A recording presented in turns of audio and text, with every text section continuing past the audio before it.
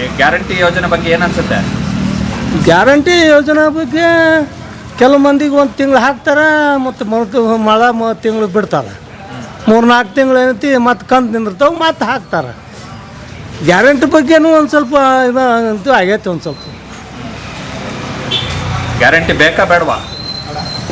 ಇವಾಗ ಗ್ಯಾರಂಟಿ ಬೇಕಲ್ರಿ, ನಾ ಬೇಡ ಅಂತೀನಿ. ಮನೆ ಊರ ಹೆಣ್ಮಕ್ಳು ಬೇಕಂತಾರ. ನಿಮ್ಮ ಮನೆ ಹೆಂಗಸರು ಏನಂತಾರೆ?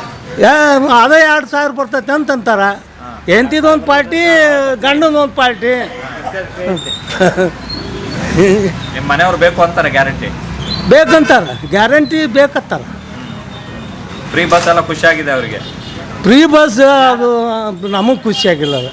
ಅಲ್ಲ ನಿಮ್ಮ ಮನೆಯವ್ರಿಗೆ ಅದು ಯಾರಿಗಾದ್ರೂ ಆಗಿಲ್ರಿ.